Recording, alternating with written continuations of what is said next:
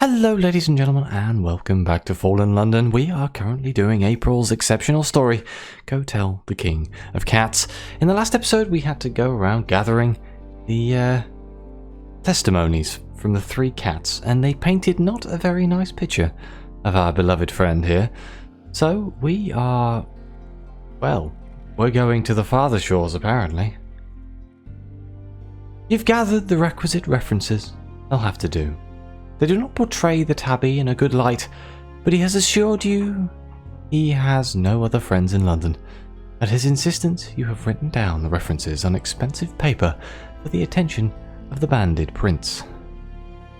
Now you must reach the Wakeful Court, the kingdom of the tigers led by the banded prince. Only he knows the way to the King of Cats' legendary temple. Okay, so we have two options. We can remonstrate with the turbulent tabby. His testimonies are in tatters, even those he thought friends could find little good to say of him. The king is surely only a story. I persist in this. We can console the turbulent tabby. He looks the closest to trepidation you've seen in your time together. He is no longer young. He might be setting his hopes on a false star, but you won't take it from him. I think I'm going to go with that option. We're going to console the turbulent tabby. The tabby mews softly when you lift him, as though in pain. He nestles in your arms, and after a few moments he begins to purr. Eventually, he gets down. "Thank you," he mumbles. "I know I'm asking a great deal, but I don't think I could do this alone. But don't worry, the king will make me new. All that shouldn't have been undone. All that I should be restored. You'll see. They'll see." Oh, I could use my own ship. Isn't that fantastic? We can board our own ship. You are a captain and you may sail where you please. The Wakeful Court is well within your reach. We can charter a ship. Let's board my own ship. Your ship rejected? The turbulent tabby stares balefully at your ship. You are abruptly conscious that you have a large, elderly cat trotting along beside you.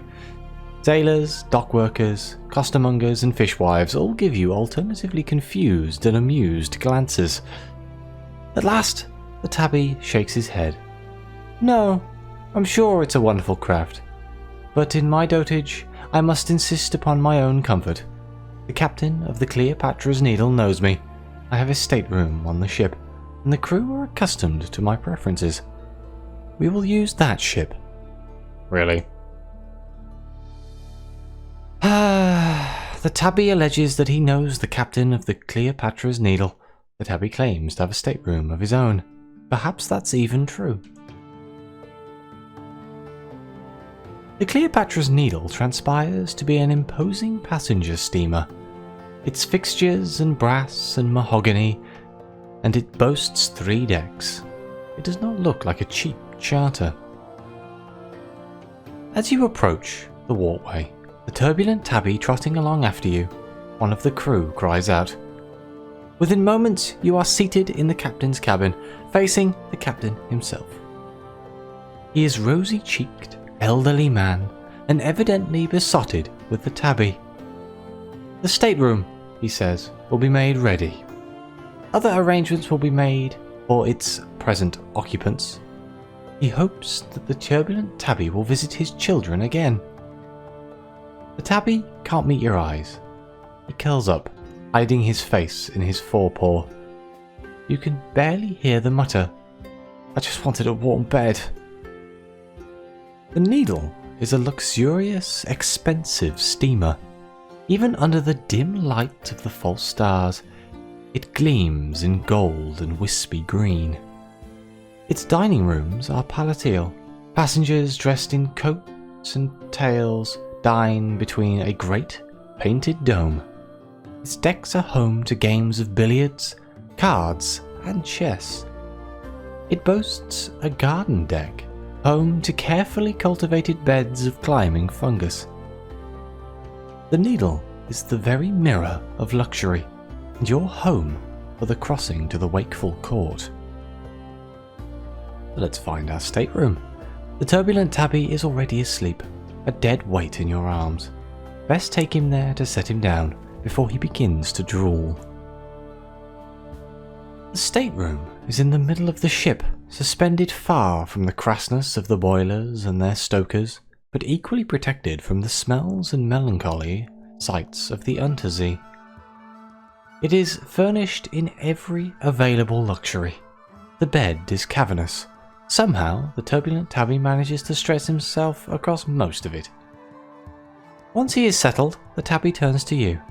I'm sure the king will allow you to petition him too. Any cat who finds him is granted a wish. If you can see the king at all, that is, you are not a cat. This is said with some disapproval. The days pass in languid ease. The tabby sleeps. You dine with the captain, who regales you with tales of various indignities inflicted upon the tabby by his sickly daughters. There are worse ways to pass the time. Late one afternoon, as you stand on the deck, watching foam-flecked waves lap hungrily at the ship, you are approached. The captain, bearing a pair of fluffy, black-furred kittens. "They're our ship's cats," he says with a smile.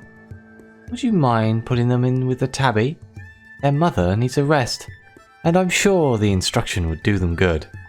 "Oh, of course, 100%. Kittens, of course." The kittens are small and round and soft. They bristle with boundless energy and vibrate in your arms as you carry them into your cabin. The turbulent tabby just manages to raise his head from the bed and emit a quizzical yowl before the kittens jump from your arms and bounce towards the bed. The tabby roars, the tabby rolls, the tabby hisses. It is to no avail. The kittens are besotted and follow him about to the room for an hour, pouncing and biting, and at one point riding on his back. The turbulent tabby does not speak to you for the remainder of the journey. Oops. Maybe I shouldn't have done that. But kittens! Soon, your journey comes to an end. The lights of Port Carnelian are visible on the horizon, flooding the dark water in amber. It is time to face the Wakeful Court. So prepare to disembark, there is no turning back now. Ooh, look at that fantastic banner there. You gather both your things and your tabby and prepare to leave your palatial stateroom behind. You're making for the door, something scratches at it. Opening the door, you find a sleek black cat. The tabby sneers down at her from your arms. She ignores this and addresses only you. She is the ship's cat. She's heard you're planning to see the King of Cats. "I have a request if you see him." If he grants you a request, "I'd like a home for my kittens, not a ship's life. Somewhere I know they can be safe, but remain wild. I don't want them to have to rely on..." He almost looks embarrassed. "People." A request made, he leaves, not waiting to hear your answer. Perhaps, like most cats, she takes your acceptance as read. From Port Carnelian, the journey to the court of the Wakeful Eye is relatively short. The turbulent tabby struggles with the road through the fungal wilds, and, after a few miles, requests politely that he be carried. "Where are we going? Remind me," he asks as you stop for water at the roadside fountain for travellers. You tell him. He nods sagely. "Yes, good," and carry on. He washes himself as though nothing has occurred. Isn't that strange? Soon you're approaching the stone walkways and bold towers of the court. Braziers light the path in red flame. Tigers move amongst the lush foliage, their bright eyes upon you. We can enter the Wakeful Eye. Your arrival is unexpected. Already, tigers emerge from the smoke to assess you. the tabby's tail fluffs up. You are escorted silently by a languid battalion of tigers who emerge from the undergrowth to greet you. They fall in beside you, directing your movements through a long procession of smouldering braziers and into the majestic ivy-hung edifice of the court. One, a burnished champion, splendid in her groomed fur and warlike finery, welcomes you to the Wakeful Eye. On learning your purpose, she does not laugh. Instead, she bids you wait and enjoy the liberty of the court until the banded prince calls for you. There are comfortable apartments for human and other guests, ensconced in a grey stone palace overlooking a fountain of jade-hued water. You and the tabby are to stay here until summoned. The tabby immediately has other ideas. "We should go now," he says. "Tigers believe themselves our superiors. They should be reminded of their place. We are equals, not lessers." Oh, bloody hell.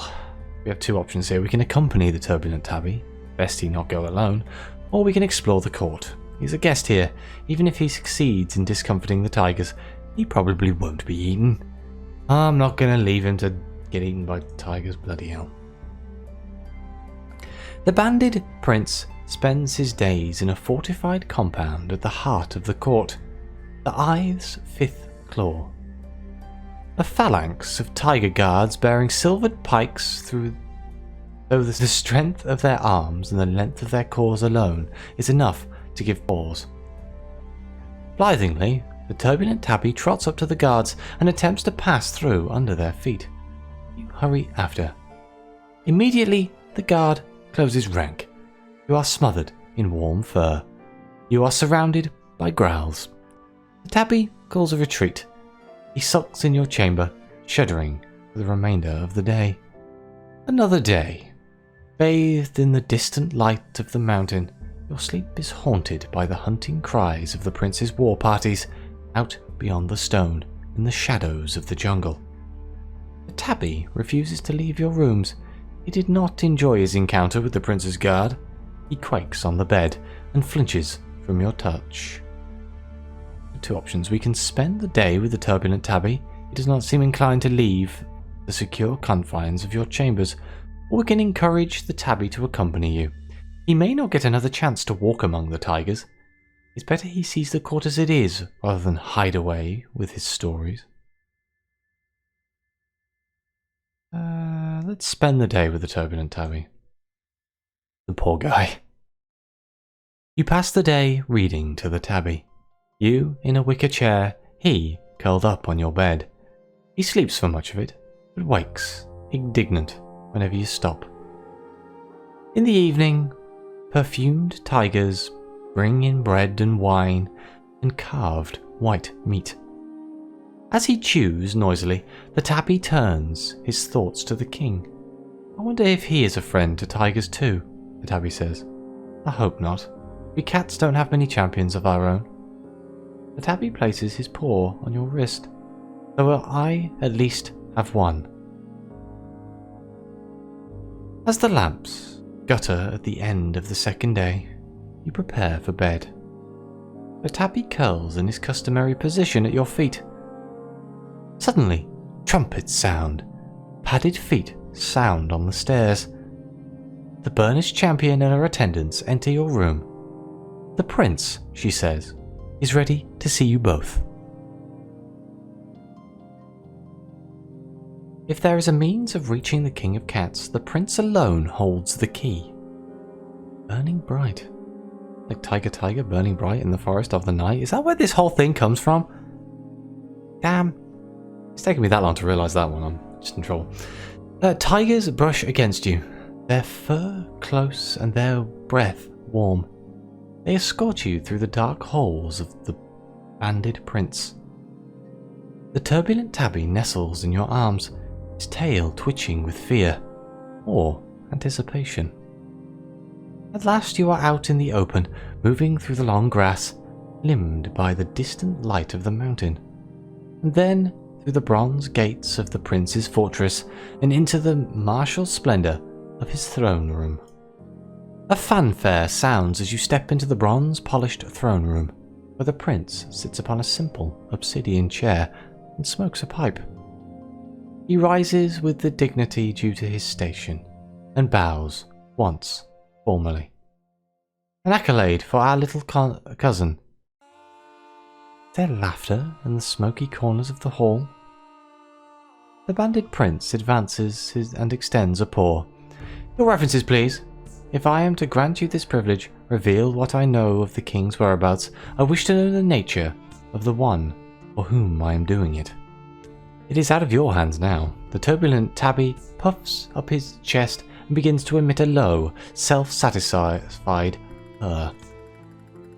The banded prince reads through the documents, astonishment dawning on his proud, princely features. After a few moments he begins to read out loud. Next to you, the turbulent tabby deflates. His expression is one of first surprise, sliding like a melting candle wax into horror, and then, at last, curdling into the look of betrayal. As he finishes, the banded prince begins to chuckle. My, and my advisors say we should forgive our tiny cousins their nature. Still, abruptly he tosses the papers into a nearby brazier. Permission granted. But the references, the turbulent tabby says, its voice small in the echoing grandeur of the throne room. They're not good. The banded prince chuckles. It does not matter. As it happens, I have business myself with the king. A petition, which you can deliver. This he addresses to you, should there be anything in his temple but ash and dust.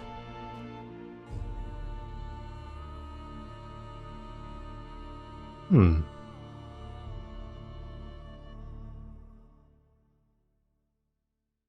we can either accept the banded prince's petition, the turbulent tabby looks at you, urgently, desperately, or we can accept the banded prince's offer for a price. The cat of the Cleopatras Needle asked for your help. Can the prince suffice for what the king could grant? We trust this prince? I do not believe. He is a very nice man.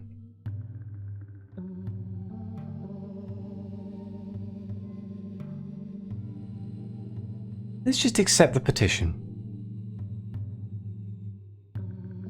The banded prince claps his paws. Capital. As I understand you Londoners are so very fond of saying. Here. He summons a servant who emerges bearing a rolled up piece of parchment sealed in emerald wax. Now, my message to the king. Do not open it. My champion shall show you the way. The prince turns, your audience, at an end. The tabby, however, speaks. He's real? Really real? The prince looks down at the cat, regarding him for a long moment. There is a temple in Parabola. It is lined with statues of cats in resplendent finery. My guards left a statue of a tiger there when they uncovered it, but none of my scouts dared enter. They spoke of a gloomy air to the place. It matches the visage documents. If there is a king, he is there. The prince nods to an attendant who sounds a great bronze horn. The sound echoes through his throne room. From the shadows, the burnished champion emerges in golden armor and crimson cloak. My champion shall guide you to the location of the temple. Should you find the king, give him my best. Banded prince turns away. There are 1,000 more petitions to hear. The life of the ruler of all tigers, not a quiet one. We can leave the court of the Wakeful Eye and follow the prince's champion into the land of dream. You see, that banner is not quite as nice. That's quite terrifying. In the deepest reaches of the court, there is one single mirror. Its frame is decorated with the heads of snakes, as though decapitated. They are arranged red and white, venegrated like tiger stripes. The glass glimmers darkly in the depths. The burnished champion approaches the mirror. Our stained tigers, those familiar with the arts of glass, have opened this way for us. It will be shattered after we depart. We will need to find another way back. So saying, she steps into the glass and disappears, like a pebble dropped into a lake. You and the turbulent tabby follow behind and emerge in dim amber light. The three of you stand at the edge of a smoking black wood. The champion checks that you are armed before pressing on. This seems like a perfect place to end the second episode, as we seem to be entering Parabola, I guess. So thank you very much for watching. Please like, subscribe, let me know what you think. Your comments are greatly appreciated. And as always, I'll see you next time.